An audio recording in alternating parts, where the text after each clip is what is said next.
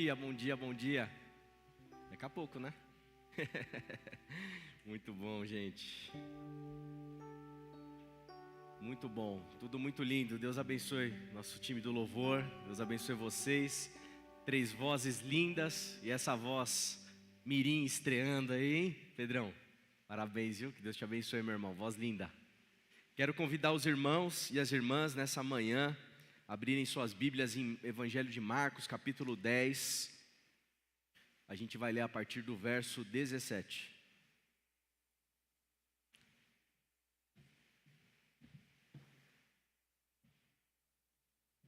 Marcos, capítulo 10. Nós vamos ler a partir do verso 17.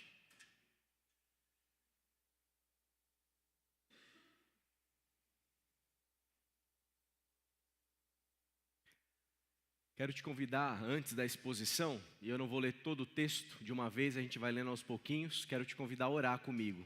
Convido a baixar sua cabeça, fechar os teus olhos. E nós vamos, como eu sempre oro antes de toda a mensagem, pedir para que o Espírito Santo possa iluminar nossa mente e nosso coração para a gente compreender a palavra e a voz de Jesus. Pai, nós estamos aqui nessa manhã reunidos, entoando cânticos ao teu santo nome, declarando o quão bom o Senhor é. E mais uma vez a gente clama como igreja tua, pedindo a iluminação do teu Espírito Santo, para que a gente seja capaz de discernir, de enxergar e perceber a tua voz, o teu evangelho, que ele possa falar, Pai, aos nossos corações, à nossa mente, e que a gente possa ser transformado pelas tuas palavras, Pai. É o que a gente te pede humildemente, em nome de Cristo Jesus. Amém. Amém.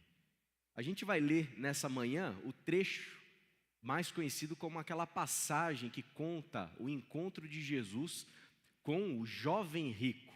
Sinceramente, não é possível afirmar à luz do Evangelho de Marcos se ele era jovem. O texto não fala nada sobre ele ser jovem. Fala de que ele é rico. O cara era rico e se encontrou com Jesus. E nós vamos expor esse texto.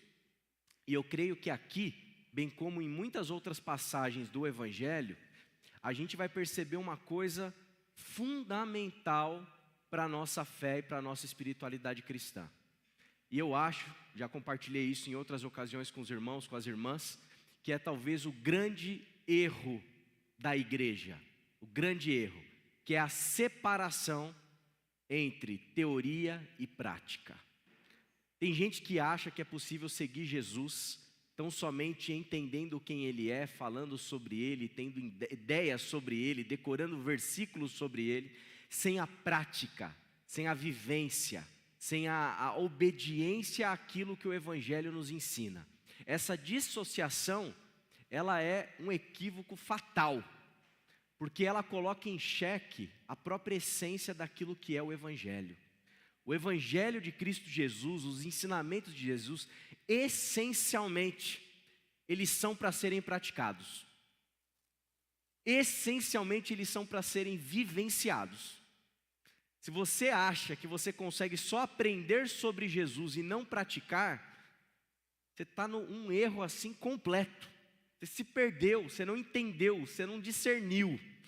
Então, essa história desse encontro de Jesus com esse rico é mais um caminho possível dentre tantos e tantos outros possíveis à luz das Escrituras, para a gente entender que o Evangelho obrigatoriamente, necessariamente é uma prática, é uma vivência, não é uma teoria. E o texto começa dizendo para a gente que quando Jesus ia saindo, um homem correu em sua direção, pôs-se de joelhos diante dele e lhe perguntou: bom mestre, que farei para herdar a vida eterna? Olha esse texto, está cheio de teoria aqui, cheio de ideias a respeito de Deus, cheio de ideias a respeito da religião, cheio de ideias. O homem vai, corre na direção de Jesus e se coloca de joelhos.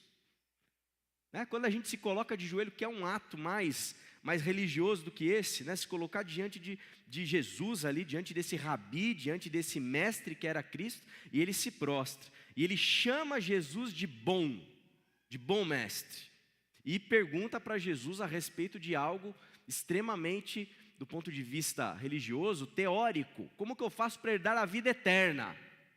Ou seja, onde que está a cabeça desse rico? Está na eternidade. Onde que está a mentalidade desse rico? Está no mundo que ainda virá. Onde que está a mente desse rico? Está em algo que não é agora palpável, que não é prático. Está numa ideia a respeito do quê? Da vida eterna. A questão desse rico, portanto, ela é uma questão, do ponto de vista religioso, teológico, teórica.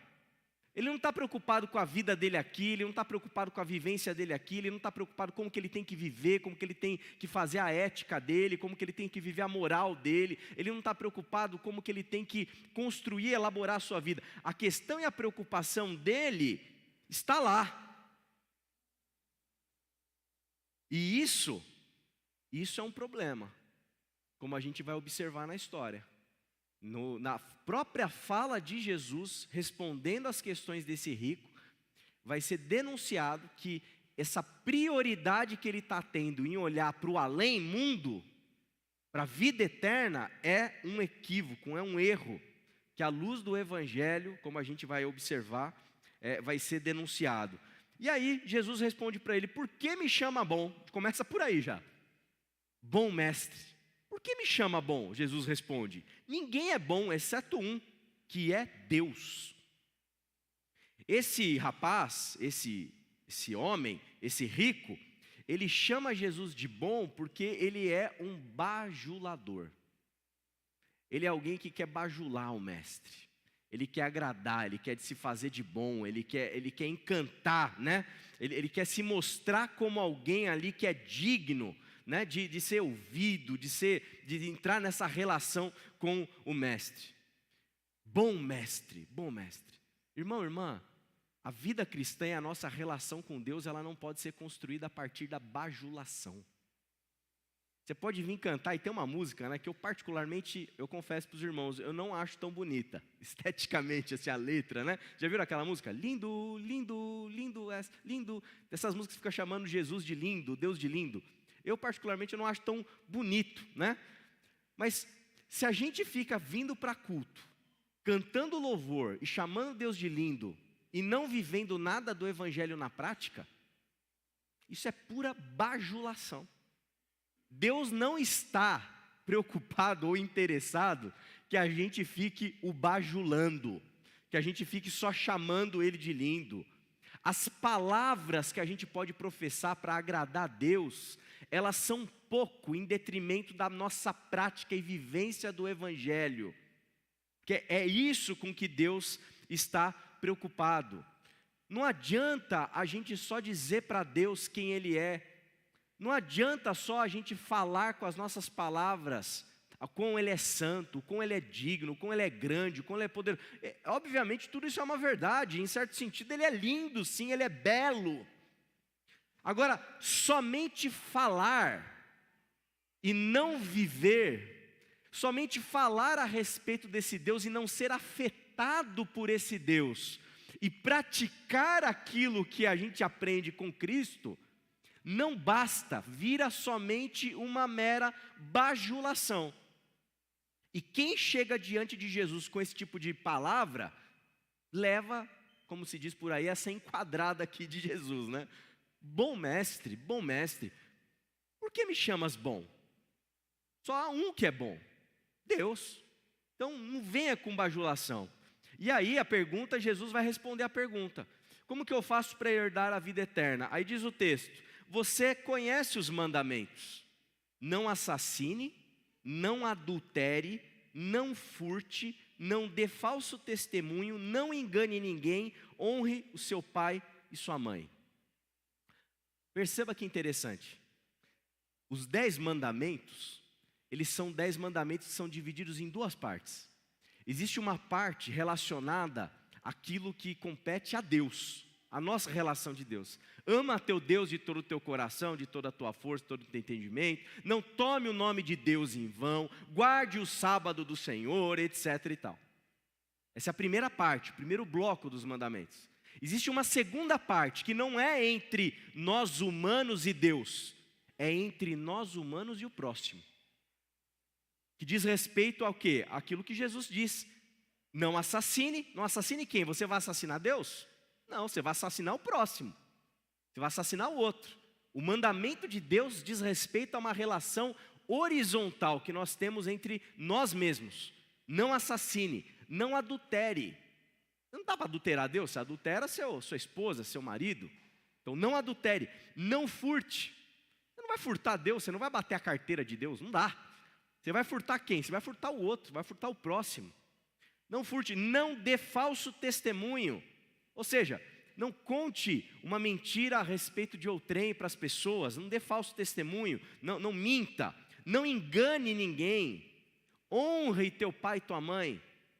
Ora, todos esses mandamentos que Jesus escolhe deliberadamente responder. Jesus, obviamente, ele conhece os 10, tá? Ele sabe os 10, mas quando ele está conversando com o rico, ele responde o que para ele? Você conhece os mandamentos. Só que ele não fala sobre o relacionamento do homem rico com Deus. Ele fala do relacionamento do homem rico com o próximo. Com o próximo. Por que isso? Porque Jesus, ele escolhe destacar os mandamentos que envolvem o próximo. Porque esse rico, ele não tem noção do que se trata o Evangelho. E Jesus responde para ele, separando esse bloco dos 10 mandamentos em relação ao próximo, para o jovem rico, para o rico, enfim, entender e compreender que viver o Evangelho obrigatoriamente te coloca numa relação de amor com o teu próximo. De prática do Evangelho com o teu próximo. Não dá para ficar teorizando, não dá para ficar falando sobre Deus, não dá para ficar falando que eu amo Deus, não dá para ficar chamando Deus de lindo, não dá para ficar tão somente teorizando, não dá para ficar com a cabeça só na vida eterna, pensando que isso, ou pensando nisso, você está vivendo o Evangelho. Vocês estão me compreendendo? Não dá para ficar aqui. Ficar aqui significa não viver o Evangelho. Porque viver o Evangelho obrigatoriamente tem que te levar a uma prática que envolve o amor ao próximo. Obrigatoriamente. Aí o rico responde, o homem: mestre, a tudo isso tenho obedecido desde a minha adolescência. Será? Ele responde dizendo que tem obedecido. Será que ele tem mesmo? Ele está fazendo o checklist dele diariamente lá para ver se está tudo certo, não estou adulterando, não estou roubando ninguém, não estou fazendo, né, não estou enganando, etc. E tal. Ele está achando que está tudo bem, né? Mestre, a tudo isso tem obedecido desde a minha adolescência. Jesus olhou para ele com amor. Isso é bonito demais. Jesus olha para esse homem rico com amor. E esse amor, a gente aprende isso nas Escrituras, que o amor é paciente, o amor é bondoso, o amor é longânimo, o amor, sabe, tudo espera, tudo crê, tudo suporta. Jesus, no amor dele, ele tem essa partilha, esse diálogo com esse rico, na intenção de poder convencê-lo, de poder instruí-lo, de poder, sabe, levá-lo para um caminho bom. Então, irmão, há salvação, né? Há um Jesus amoroso sendo paciente conosco. Se porventura um de nós aqui estamos num caminho equivocado, lembre-se que nós estamos lidando com um Deus amoroso, que é paciente para conosco, não desejando que ninguém se perca, mas que todos possam alcançar a plenitude do conhecimento do Filho de Deus. E aí, de maneira amorosa, ele faz a fala mais contundente que alcança o âmago do coração desse rico, que desconstrói toda a religiosidade desse rico. Falta uma coisa a você, diz Jesus: vá, venda tudo o que possui e dê o dinheiro aos pobres, e você terá um tesouro no céu. Olha que interessante a relação. Vá, venda tudo, dê aos pobres, e então terás um tesouro no céu. Você quer a eternidade? Você quer o céu? Você precisa aprender algumas coisas sobre a dinâmica da vida aqui. Você precisa viver o Evangelho na prática aqui. Se você está pensando só lá e não está se preocupado com a vivência aqui, cuidado. Tem um descompasso enorme naquilo que a gente está vivenciando, portanto. Vá, venda tudo que possui e dê o dinheiro aos pobres. Muito provavelmente esse rico, e dentro desse contexto do primeiro século, um rico como esse homem da história, ele muito provavelmente fez a riqueza dele com base em engano, com base em suborno, com base em uma série de coisas complicadas. O enriquecimento desse rico, muito provavelmente à luz de tudo aquilo que se passa nesse primeiro século, dificilmente é algo lícito. Ele construiu a riqueza dele de uma maneira muito provavelmente ilícita, muito provavelmente. E Jesus fala para ele o seguinte: cara, você quer mesmo a vida eterna? Você quer mesmo me seguir? Você quer mesmo se prostrar diante de mim? Você quer mesmo aquilo que eu tenho para oferecer? Te falta uma coisa. Você está fazendo tudo bonitinho aí, você está achando, né? Mas pega essa sua riqueza e compartilha. Pega essa sua riqueza e distribui. Pega essa sua riqueza e ajuda, partilha com os empobrecidos. Pega essa sua riqueza, esse seu acúmulo de dinheiro, esse seu acúmulo de bens, esse seu acúmulo de riquezas, e partilha com aqueles que não têm. Partilha com os empobrecidos. Percebe? Evangelho é prática. Evangelho não é teoria, evangelho é prática. Evangelho é botar a mão no bolso e partilhar com os pobres. Evangelho é se preocupar com os empobrecidos do mundo. Evangelho é cuidar daqueles que estão sofrendo. Evangelho é cuidar daqueles que estão os desfavorecidos desse mundo. Enquanto a gente está aqui, gente, tem gente com fome. Enquanto a gente está aqui, tem gente pobre. Enquanto a gente está aqui, tem gente que não tem o que vestir. Enquanto a gente está aqui, tem gente que não tem onde dormir. Tem gente que não tem nesse mundo dignidade, que não tem o mínimo do mínimo do mínimo. Enquanto a gente está aqui, tem gente que morre de diarreia no mundo. Você já imaginou um negócio desse? Enquanto a gente está aqui, tem gente que mora num lugar que tem rato passando. Né? Enquanto a gente está aqui, tem um monte de anes, tem um monte de maias, que estão vivendo em lugares insalubres. Enquanto a gente está aqui, falando a respeito de Deus, tem gente sem dignidade na nossa humanidade. Tem gente que, sabe, tem sido usurpado de pessoas o mínimo do mínimo do mínimo. E isso, gente, não é porque é preguiçoso, é porque não acordou cedo para trabalhar. Isso é tão somente porque a pessoa nasceu em um lugar, nasceu em uma família e acabou. E acabou. Já imaginou o mundo que a gente vive? A depender de onde a gente nasce, você pode estar lascado. A depender de onde a gente nasce, pode não ter saneamento básico. A depender de onde a gente nasce, é praticamente certo que a gente não vai conseguir sorrir na vida.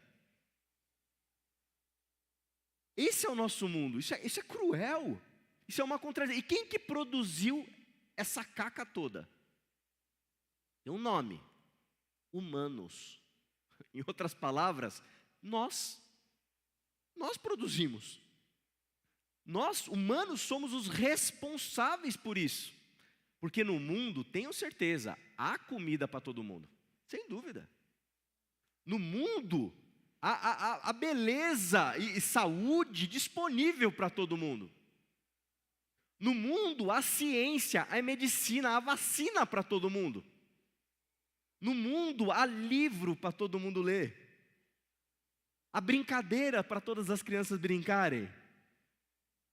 Há momentos em família gostosos disponíveis para todo mundo, mas infelizmente a humanidade, ela escolhe lógicas em que só alguns privilegiados conseguem ter acesso a essas coisas gostosas, boas e maravilhosas da vida. E uma minoria bem pequena é como esse rico. acumulador. Com dinheiro, gente, não é para a terceira e para a quarta geração tá garantida. É para a 10ª, para a 15ª, para a 20ª. É dinheiro assim que não há possibilidade de quem nasce nesses contextos minúsculos da humanidade pensarem na possibilidade do que é uma fome, de não ter que escolher o que comer, de não ter educação, de não ter, sabe? Tudo do bom e do melhor. Acúmulo. A prática do Evangelho, ela, não sou eu que estou falando, é o texto, ela nos leva a olhar para os pobres, para as desigualdades, para a falta de injustiça. Viver, portanto, o Evangelho não é somente, bom mestre, se ajoelhar diante do mestre e cantar, lindo, lindo, lindo és. Não é. A prática do Evangelho tem que te fazer refletir, pensar, o porquê que aquele menininho está batendo no seu vidro do carro pedindo um troco. Tem que te fazer pensar e te levar a pensar por que aquela pessoa está na porta da tua casa pedindo um prato de comida.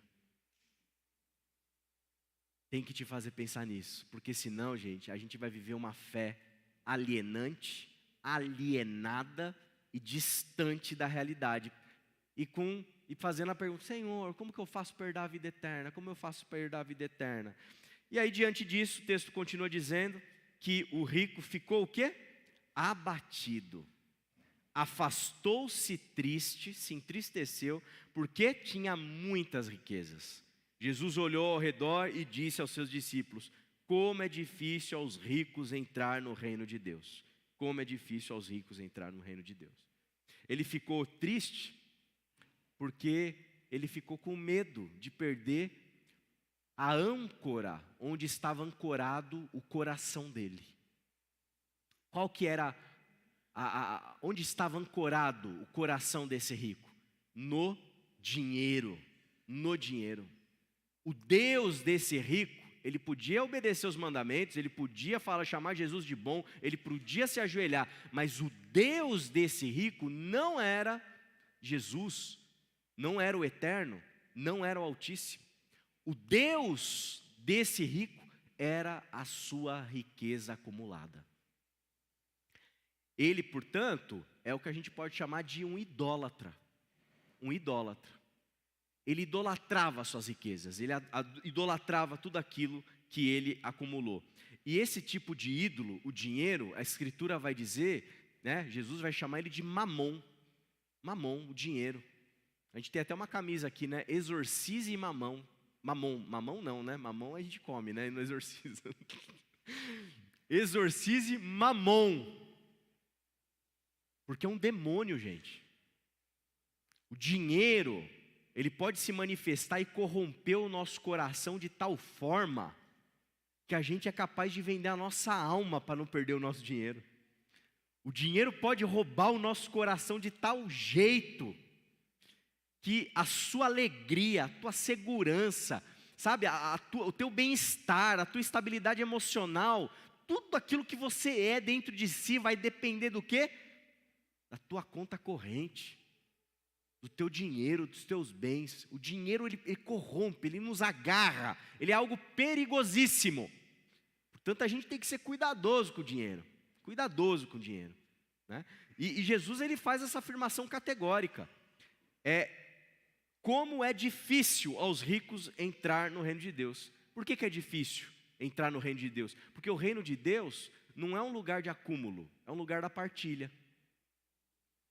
Não é um lugar do acúmulo, é um lugar da generosidade. Não é um lugar do amor ao dinheiro, é um lugar em que a gente se desprende dos nossos bens e a nossa segurança, ela está onde? Ela está em Cristo Jesus. Ele é a razão da nossa estabilidade emocional. Ele é a razão do nosso sentido na vida. É Ele, não o dinheiro. E aí a gente vê as contradições, né? Você pode ser o rico que for. Se a enfermidade chegar, meu amigo, você pode ter o dinheiro que for na sua conta bancária. Não tem jeito. Você pode ter o dinheiro que for.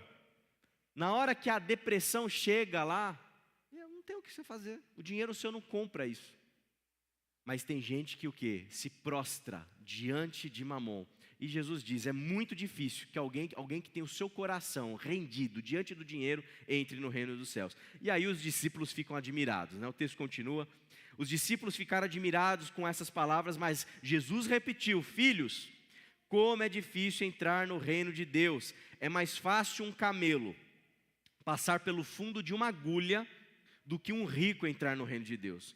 Ou seja, essa maneira de Jesus falar, esse camelo no fundinho de uma agulha, é isso mesmo que você está pensando, é um camelo no fundinho de uma agulha. Ou seja, não passa. Não passa. Não dá para passar. Não dá para passar. Os discípulos ficaram perplexos, perguntavam uns aos outros, então quem pode ser salvo? Jesus olhou para eles e respondeu, para o homem é impossível, mas não para Deus, todas as coisas são possíveis para Deus. Conversão, você sair dessa idolatria ao dinheiro, do acúmulo, e se converter ao ponto de abrir mão da sua riqueza e partilhá-la, isso é um milagre. Viver o Evangelho é um milagre. Viver o Evangelho e a prática do Evangelho é uma graça de Deus em nós. É um milagre, é um milagre. Irmão, irmã, nós precisamos confiar mais no poder do Espírito Santo, que é aquele que convence, que é aquele que trabalha, que é aquele que faz. Às vezes a gente acha que a gente vai convencer as pessoas e convertê-las pela força do nosso argumento, pelos livros que a gente leu, pelo conhecimento que a gente tem, pelo conhecimento bíblico que a gente tem. Ora, não funciona assim. Se funcionasse, eu seria o primeiro a contratar 500 carros de som para ficar narrando aqui a Bíblia para todo o bairro, para todo mundo viver o Evangelho. Mas não basta isso. Para a gente viver esse despojamento, para a gente poder viver essa generosidade, para a gente viver essa prática, o Espírito Santo tem que atuar em nós, tem que trabalhar em nós, tem que nos convencer dessa verdade. O poder do Espírito Santo é aquilo que vai fazer com que, as escamas dos nossos olhos caiam, e a gente abra mão da riqueza, abra mão do acúmulo, abra mão desse amor ao dinheiro, abra mão dessas seguranças materiais que nós temos, e passamos a viver no espírito do Evangelho, que é um espírito em que eu uso o dinheiro para cuidar dos pobres, eu uso os bens para poder cuidar dos mais carentes e necessitados, e eu partilho para construir nesse mundo o reino de Deus, para contribuir com o reino de Deus que é patrocinado por Deus. Por Deus, Ele é o patrocinador dessa obra. Ele é aquele que está vindo à frente fazendo esse trabalho do reino de Deus. Então o reino de Deus depende disso, dessa conversão que somente a ação do Espírito pode produzir em nós. E aí Pedro começou a dizer-lhe, nós deixamos tudo para seguir-te. Olha que coisa interessante. Esses discípulos, gente, os caras deixaram tudo. Tudo. Pedro, né? Aqui era pescador, devia ter a empresinha dele de pesca lá. O cara largou tudo para seguir Jesus, para caminhar na trilha do Evangelho. A gente, para viver no Evangelho, para viver seguindo Jesus, você tem que abrir mão de tudo. Você tem que largar tudo. Você tem que fazer com que a âncora do teu coração seja quem? Jesus Cristo. Deus, o nosso Senhor. Larga tudo. Aí Jesus continua dizendo, respondendo.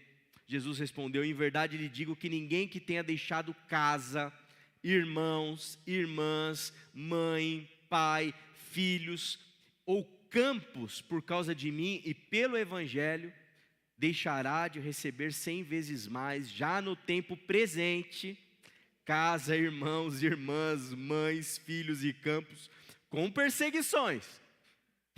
Tem esse tempero aí, né? A gente recebe um monte de coisa de volta no reino com perseguições. E na era futura, portanto, a vida eterna. Olha que coisa linda que Jesus está nos ensinando. Quando a gente escolhe caminhar com Jesus, você abre mão das suas riquezas? Tem que abrir. Você abre mão do seu conforto, das suas zonas de conforto? Você abre mão. Você abre mão daquilo que te dá estabilidade emocional. O que pode te dar estabilidade? Eu sou uma pessoa que tem um emprego estável. Eu não posso perder isso por nada. Quando você caminha com Jesus e escolhe o caminho do Evangelho, esse emprego estável, o valor dele para o teu coração, ele é relativizado. Porque você sabe agora que se porventura você perder esse emprego, você não vai entrar em desespero, porque a tua segurança está em Deus. Se você perder o conforto do teu lar, não tem problema, você perde o conforto do teu lar. Porque a tua segurança não está no conforto do teu lar, a tua segurança está em Deus. Se você perder o conforto de uma poupança abastada e cheia, ou de uma herança que você recebeu, e você abrir mão disso, você partilhar isso, a tua segurança não vai estar mais nisso, vai estar em quem? Vai estar em Cristo Jesus, vai estar em Deus. Então a gente começa a relativizar tudo aquilo que pode gerar sentido para a gente, para que somente aquele que é o sentido possa dar sentido para os nossos corações e para as nossas vidas. E olha como que é bonita a magia do reino de Deus. A gente abre mão de casa, de irmãos, de irmãs, de pai, de filhos, de campos, de tudo isso aqui pelo Evangelho, por causa de Jesus. E o que acontece no reino de Deus? A gente ganha 100 vezes mais. Porque no reino de Deus, você pode abrir mão de um conforto privado, mas agora você tem um conforto comunitário. Você tinha seu pai, sua mãe e 2, 3 irmãos talvez. Agora você tem quantos irmãos você tem na comunidade de Jesus? Você tinha uma casa.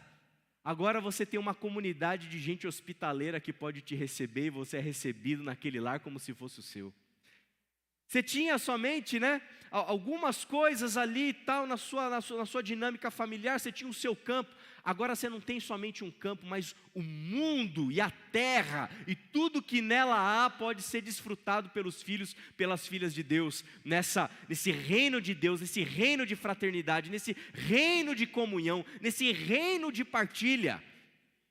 A gente só tem a ganhar vivendo o caminho do reino, a gente só tem a ganhar vivendo no Evangelho. Irmão e irmã, vale a pena seguir Jesus, vale a pena seguir o Mestre, porque você vai experimentar como nunca na sua vida o que é verdadeiramente o amor. Você vai experimentar como nunca na sua vida o que é verdadeiramente construir, contribuir com uma sociedade mais justa. Vai valer a pena porque você vai enxergar com seus próprios olhos o reino sendo materializado na sua frente e você contribuindo para que isso aconteça. Que é isso senão a igreja de Cristo Jesus? Que é isso senão esse reino de Deus que a gente ajuda a promover? Sinta-se, portanto, um privilegiado. E aí o finalzinho do texto é maravilhoso. Contudo, muitos primeiros serão últimos, e os últimos serão primeiros. Olha que interessantíssimo esse finalzinho, né? O que Jesus está querendo dizer com isso? Que na dinâmica do reino, se engana que quem está adentrando esse reino são esses ricos que cumprem mandamentos, que se ajoelham e ficam chamando Jesus de bom como bajuladores de Deus. Às vezes não, segundo o que Jesus fala, é isso que vai acontecer. Os últimos serão os primeiros. Gente que você nem imagina, gente que não tem cara de crente, está contribuindo com o reino de Deus, está fazendo o reino de Deus acontecer. Eu falei aqui numa das aulas, vocês já assistiram as propagandas daquele Médicos Sem Fronteiras? Quem já viu? Médicos Sem Fronteiras. Aquilo lá não é um trabalho religioso, ele não é uma agência missionária, são médicos que se disponibilizam a ir para os piores lugares do mundo, para cuidar das pessoas nas situações mais desastradas, mais desastrosas, mais complexas, mais difíceis, que talvez a gente não consiga nem imaginar. O reino de Deus está lá, meu irmão e minha irmã, o reino de Deus está lá, o reino de Deus está na Unicef, o reino de Deus está no Hospital do Coração. O reino de Deus está sendo promovido por últimos. Gente que a gente não imagina que é um agente do reino. Que a nós possamos, porque aqui tem uma questão importante, né? Eles não têm consciência, talvez, disso tudo que a gente está conversando aqui. Eles não têm consciência.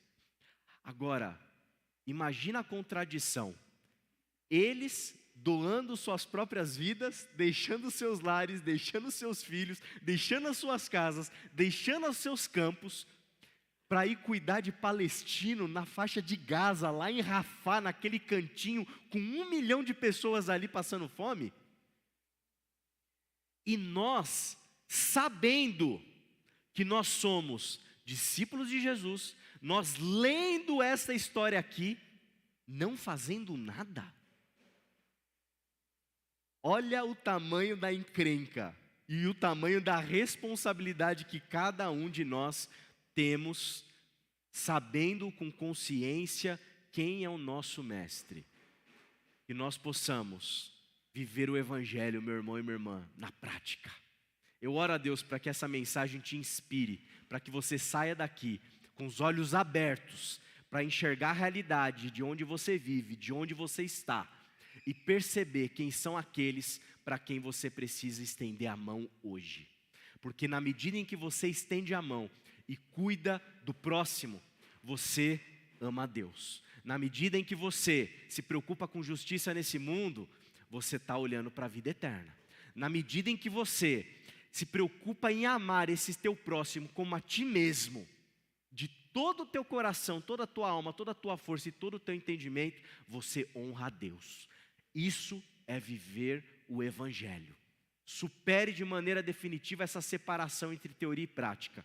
E vamos praticar, vamos viver, vamos fazer o reino de Deus acontecer na força do Espírito Santo. Aqui e agora, estendendo as mãos, repartindo os nossos bens e fazendo com que o reino de Deus aconteça de uma maneira linda, porque eu tenho certeza absoluta que é isso que vai fazer com que os olhos do mundo se encantem com a beleza do Evangelho. Amém? Vamos orar mais uma vez, te convido a baixar a sua cabeça.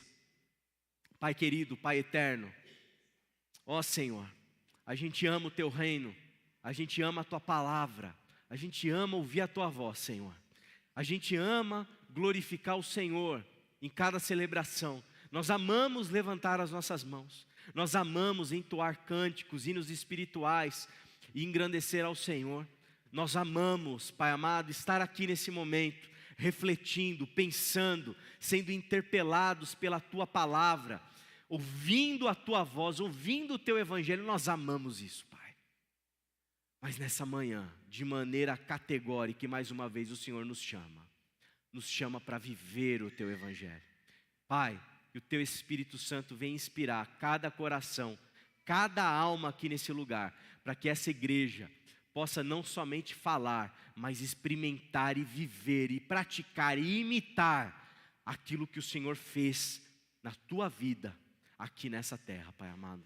Que nós possamos individualmente, comunitariamente, viver o Teu Evangelho na prática, experimentar o que significa estender a mão ao empobrecido, ao vulnerável, ao fraco, e glorificar o Teu santo nome através desse gesto de cuidado, de amor, de carinho, de doação sincera da nossa parte, Pai.